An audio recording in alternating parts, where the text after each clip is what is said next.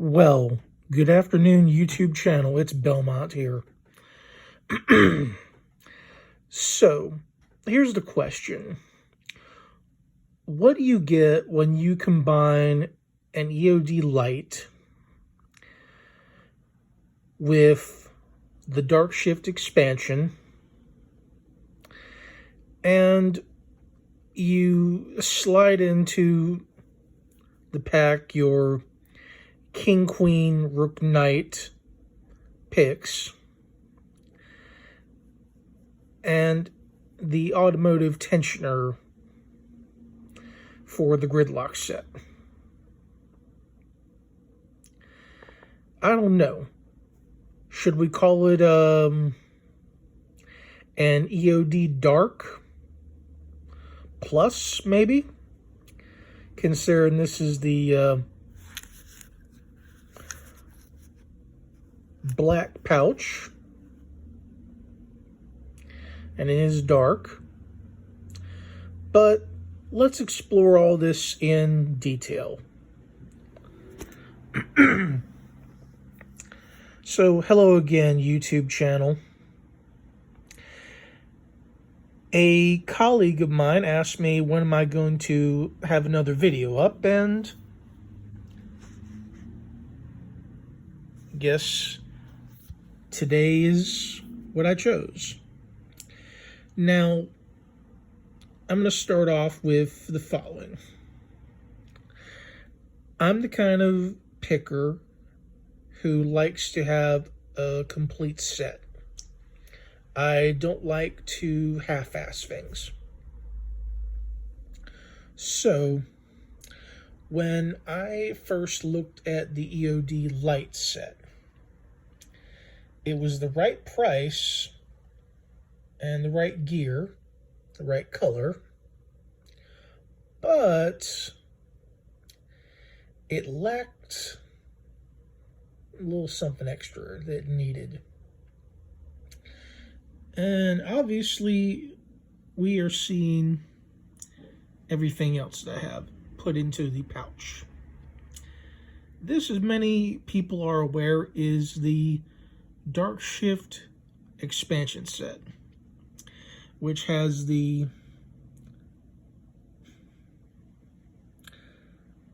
mini gem in 5mm thick. It has the shank.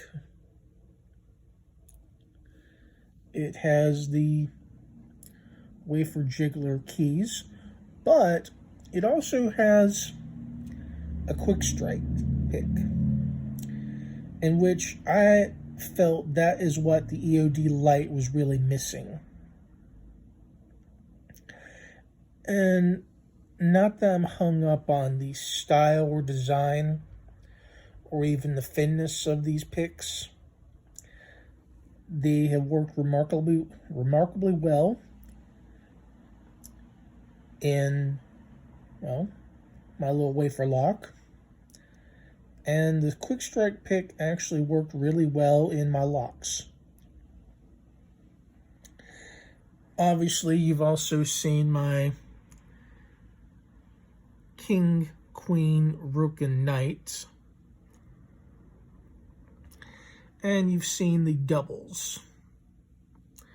You've also seen the tension wrench that goes with the gridlock set, and which I honestly couldn't understand keeping the tension wrench for automotive jigglers in the same box with it.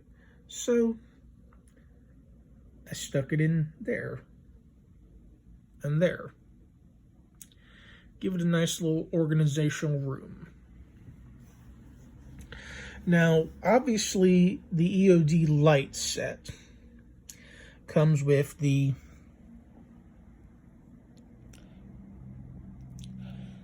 large, medium, and small double-sided. Same for the twist. Small, medium, large. And clearly, if people have watched the Bosnian Shield Bills review, you have the EOD, or Explosive Ordnance Division. And I'm not going to vomit back his entire presentation, which I did find boring. But I like variety. So the shank, very good for unshielded padlocks. And if you've seen one shank, you've seen a few others. You obviously know that the straight edge goes into the keyway up over top of the pins for an unshielded padlock, and straight to the back to the actuator, and manipulate up and down and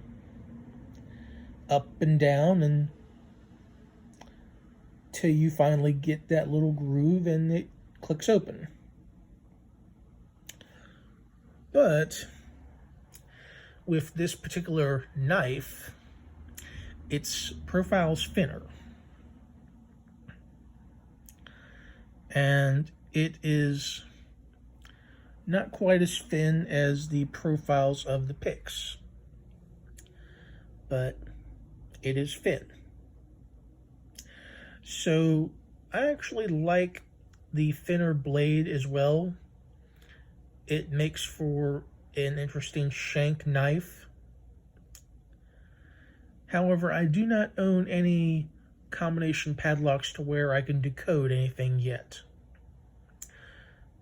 But I have enjoyed bypassing my unshielded padlock immensely. It's fun.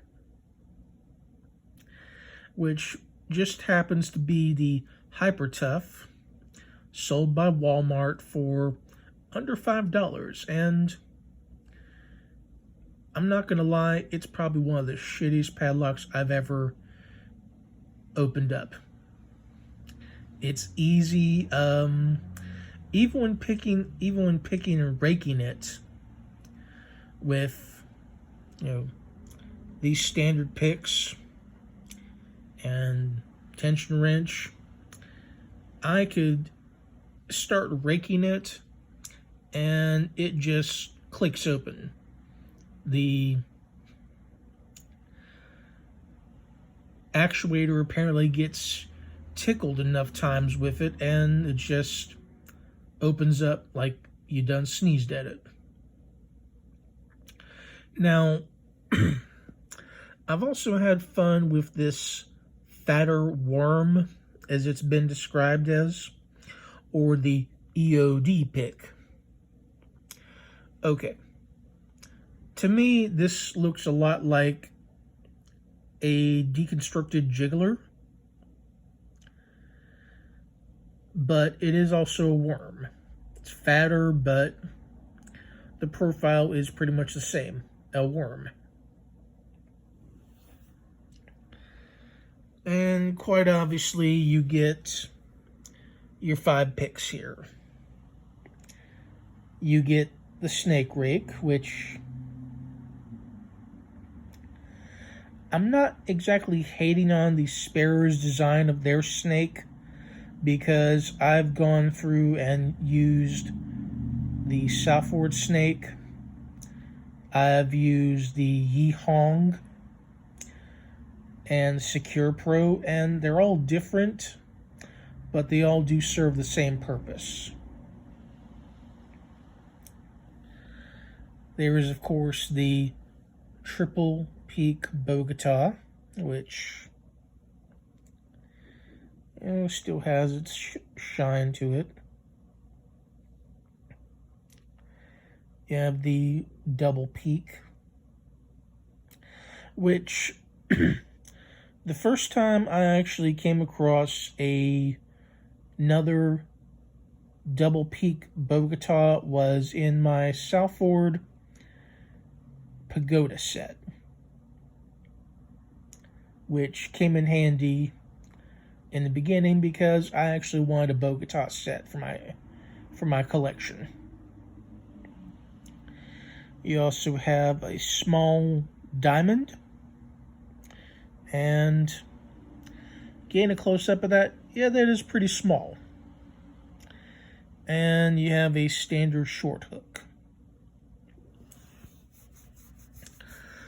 So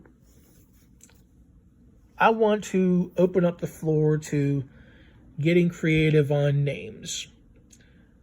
And I've seen a channel that has shoved in about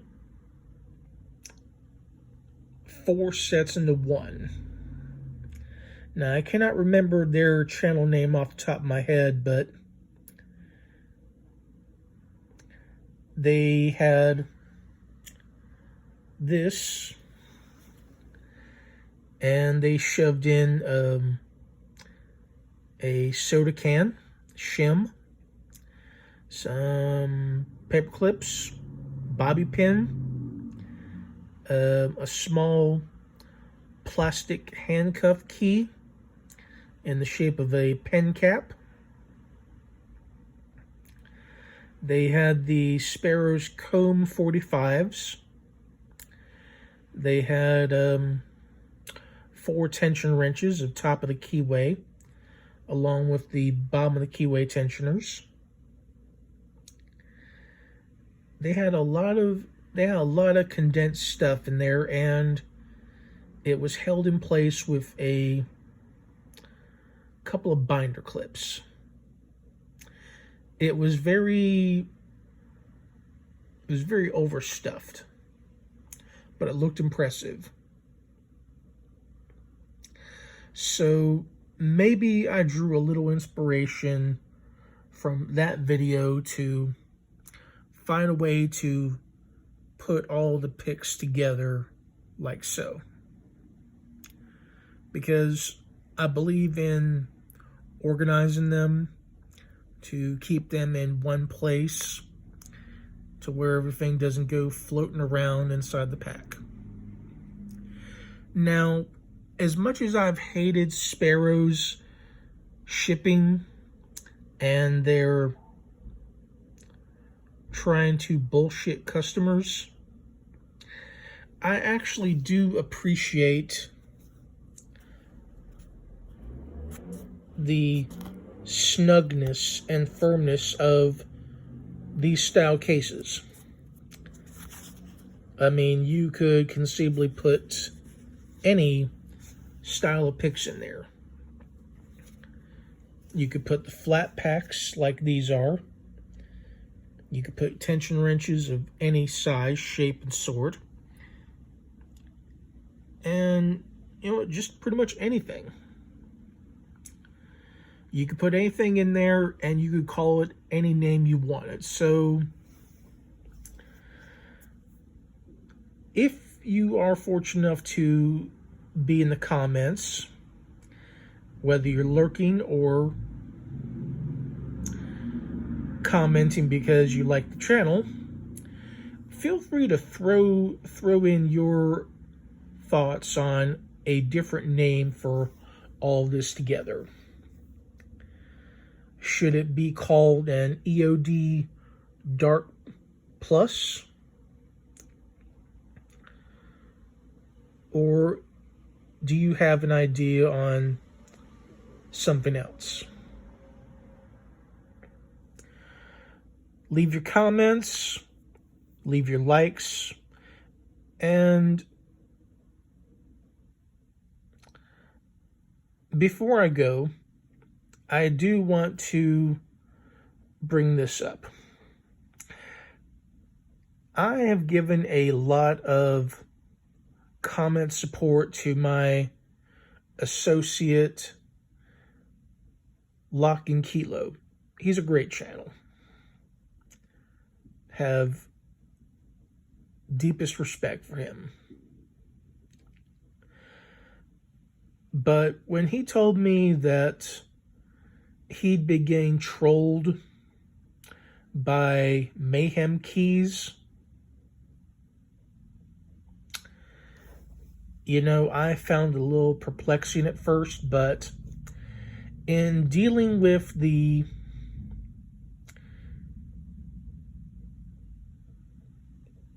you know what I really want to speak ugly about the sons of Mayhem Keys, who have previously been in contact with me, because while they or he has sent me out a key and then another key, well, an elevator key. No, that was nice and great of them, but it's really